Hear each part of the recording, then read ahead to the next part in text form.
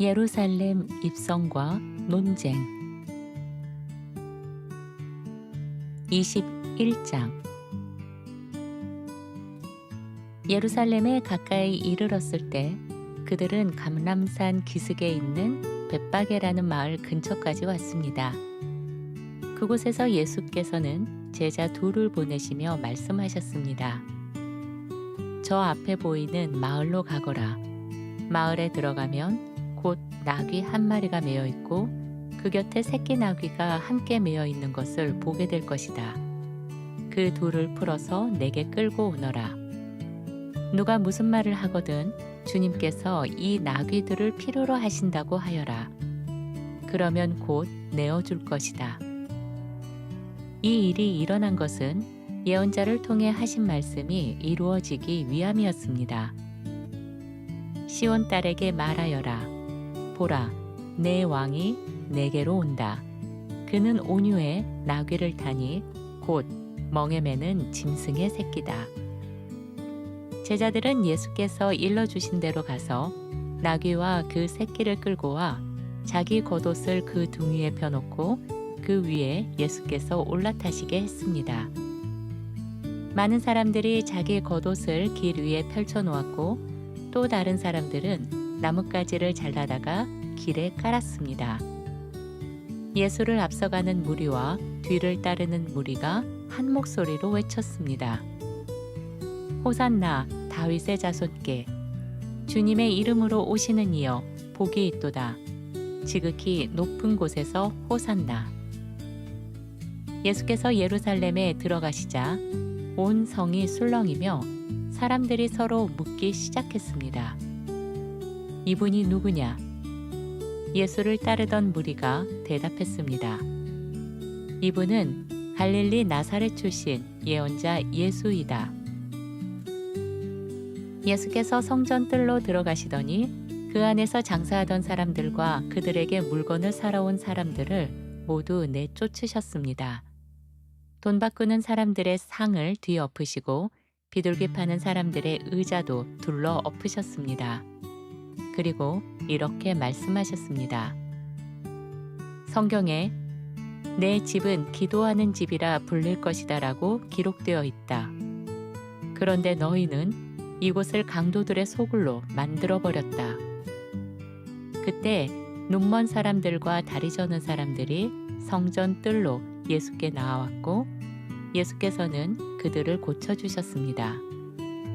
성전에서 제사와 종교적인 일을 담당하는 대제사장들과 율법 선생인 서기관들은 예수께서 행하신 이 놀라운 일들과 성전 뜰에서 아이들이 호산나 다윗의 자손께라고 외치는 것을 보고 분노했습니다.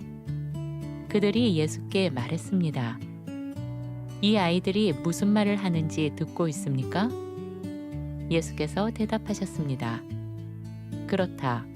듣고 있다. 그런데 너희는 어린아이들과 젖먹이들의 입술에서 주님을 찬양하는 노래가 흘러나오게 하셨다 하신 말씀을 읽어본 적이 없느냐? 그런 다음 예수께서는 그들을 떠나 성 밖으로 나가 베다니 마을로 가셔서 그곳에서 밤을 보내셨습니다. 다음 날 아침 예수께서 다시 성으로 들어오시는 길에 시장을 느끼셨습니다. 길가에서 무성한 잎이 달린 무화과 나무 한 그루를 보시고 다가가 보셨지만 나뭇잎뿐 그 위에 아무 열매도 없었습니다. 그러자 그 나무에게 이렇게 말씀하셨습니다.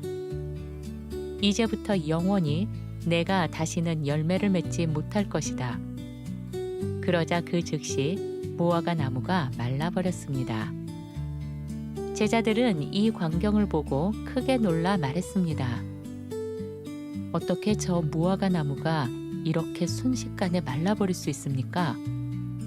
예수께서 대답하셨습니다. 내가 진실로 너희에게 말한다. 너희에게 믿음이 있고 의심하지 않으면 이 무화과 나무에게 일어난 일뿐 아니라 이 산더러 들려서 바다에 빠져라 라고 말해도 그대로 될 것이다. 그러므로 너희가 기도할 때 믿고 구하는 것은 무엇이든지 받게 될 것이다. 예수께서 성전에 들어가 가르치고 계실 때 대제사장들과 백성의 존경받는 어른인 장로들이 예수께 다가와 물었습니다. 당신은 무슨 권한으로 이런 일들을 하는 것이요? 또 누가 당신에게 이런 권한을 주었소? 예수께서 대답하셨습니다. 나도 너희에게 한 가지를 물어보겠다. 너희가 내 질문에 대답하면 나도 무슨 권한으로 이런 일을 하는지 말해주겠다. 요한이 행한 세례는 하늘로부터 온 것이냐 아니면 사람에게서 나온 것이냐? 그들은 서로 의논하며 말했습니다. 하늘로부터 왔다고 하면 그러면 어째서 그를 믿지 않았느냐라고 물을 것이고, 그렇다고 사람에게서 온 것이다라고 말하자니 백성이 두렵다. 사람들이 모두 요한을 예언자로 여기고 있기 때문이다. 그래서 그들은 예수께 모른다고 대답했습니다. 예수께서 말씀하셨습니다. 그렇다면 나도 내가 무슨 권한으로 이런 일을 하는지 너희에게 말하지 않겠다. 이어서 예수께서 말씀하셨습니다. 너희는 어떻게 생각하느냐? 어떤 사람에게 아들이 둘 있었다. 그가 큰아들에게 가서 말하였다. 얘야, 오늘 포도원에 가서 일해라.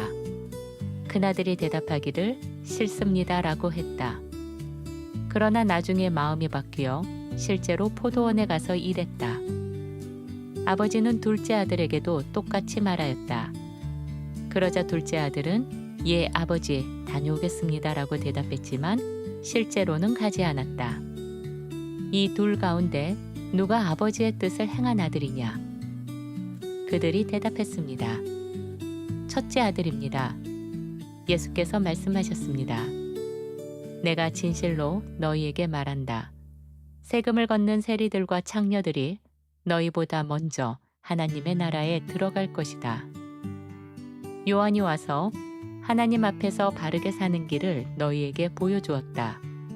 그러나 너희는 그를 믿지 않았다. 그런데 세리와 창녀들은 그를 믿었다. 너희는 그것을 똑똑히 보고서도 마침내 회개하고 그를 믿으려는 마음을 품지 않았다.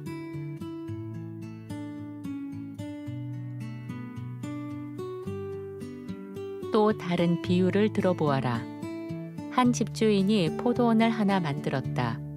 그는 그 둘레에 울타리를 두르고 그 안에 포도즙 틀을 파고 망대를 세워 지키게 했다.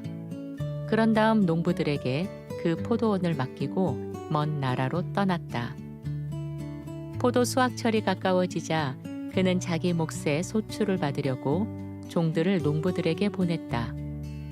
그런데 농부들은 그 종들을 붙잡아 하나는 몹시 때리고 하나는 죽이고 또 하나는 돌로 쳤다.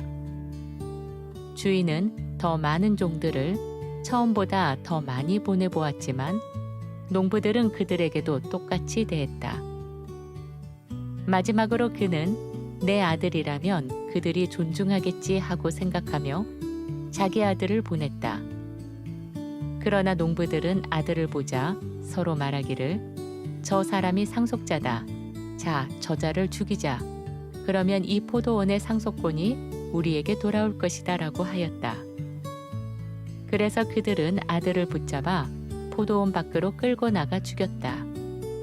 그러니 포도원 주인이 돌아오면 그 농부들을 어떻게 하겠느냐? 그들이 대답했습니다. 그 악한 자들을 모조리 처참하게 죽여버리고 제때 제 몫의 열매를 바칠 다른 농부들에게 포도원을 맡길 것입니다. 예수께서 이어서 말씀하셨습니다. 너희는 성경에서 이런 구절을 읽어본 적이 없느냐? 집 짓는 자들이 버린 돌이 오히려 모퉁이의 머릿돌이 되었도다.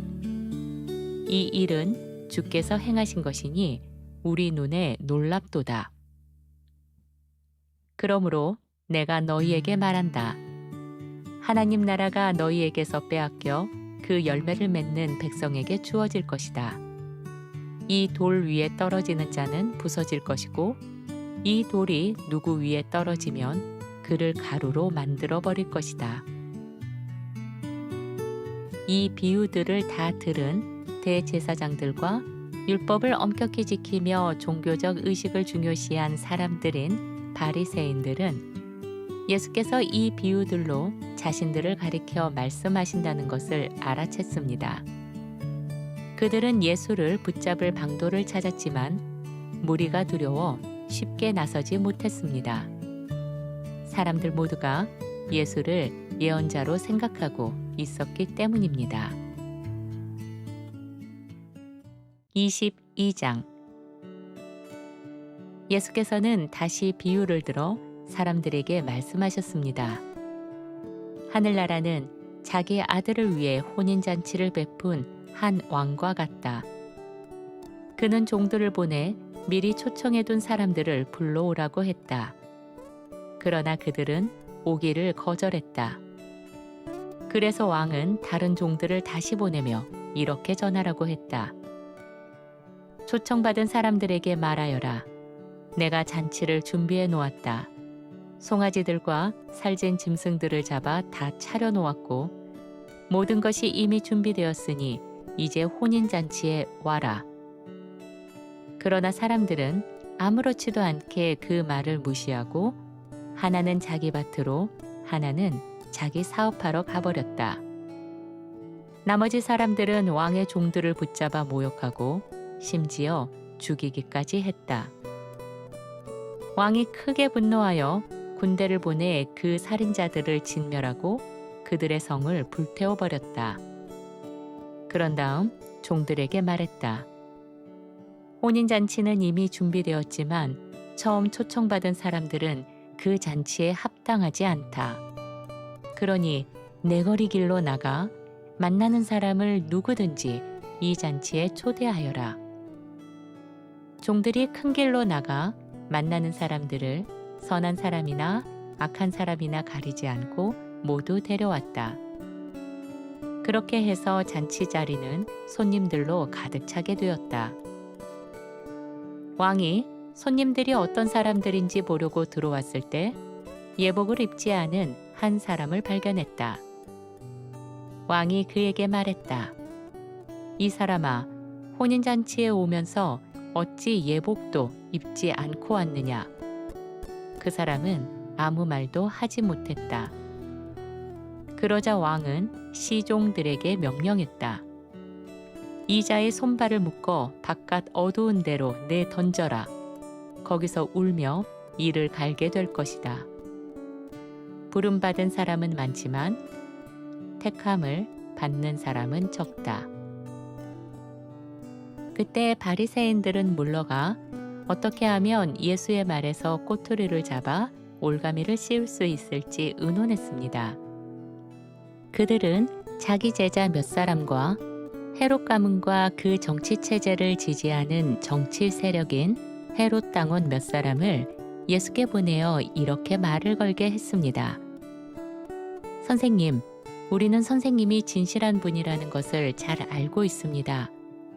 하나님께서 원하시는 길을 참되게 가르치시며 누구 눈치도 보지 않으십니다.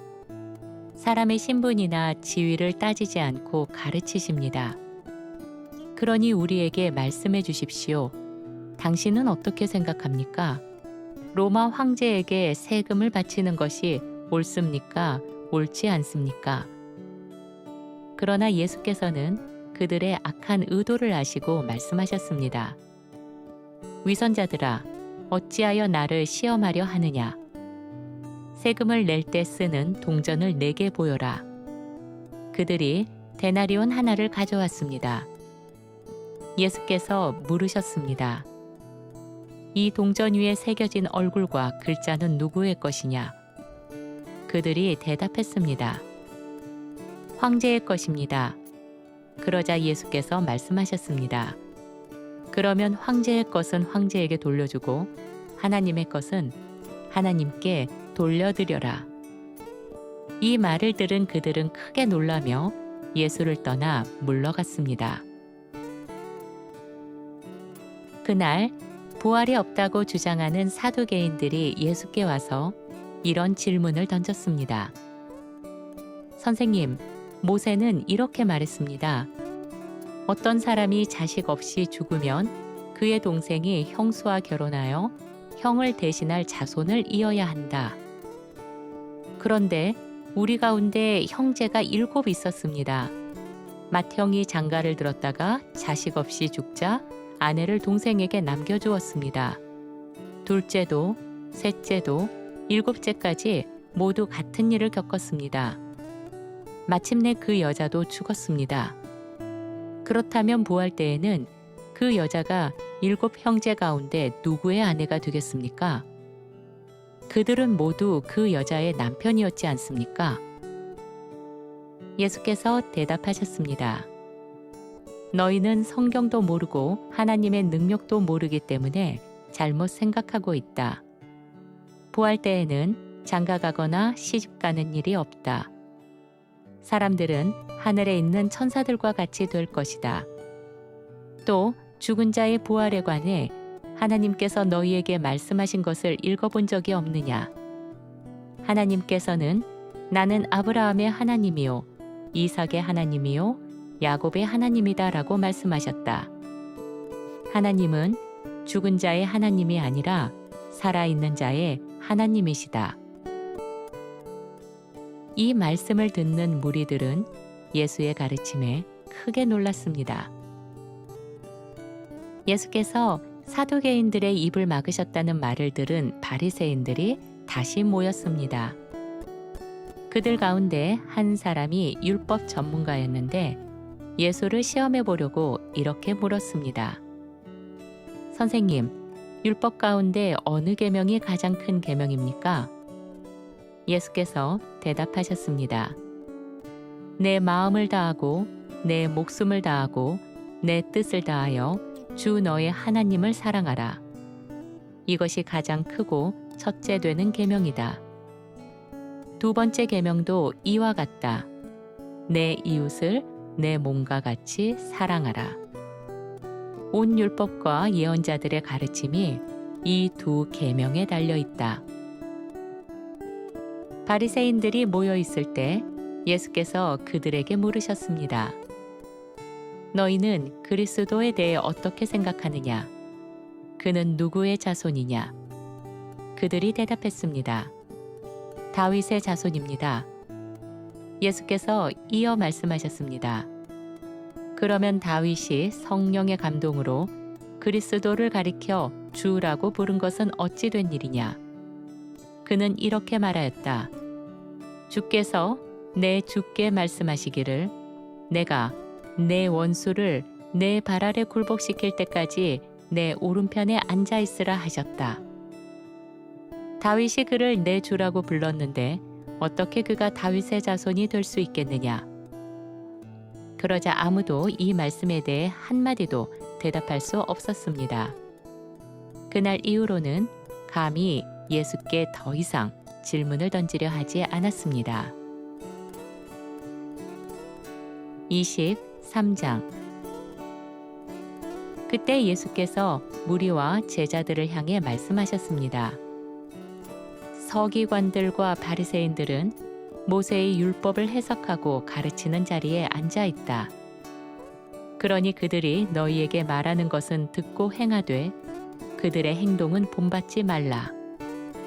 그들은 말만 하고 자신들은 행하지 않는다. 사람들의 어깨 위에 무거운 짐을 한가득 얹어놓고는 정작 자기들은 그 짐을 옮기려고 손가락 하나 까딱하지 않는다. 그들이 하는 일은 무엇이든지 사람들에게 보이기 위한 것이다. 기도할 때 착용하는 성구 상자를 남들보다 더 크게 만들고 옷자락에 다는 술을 남들보다 더 길게 늘어뜨린다.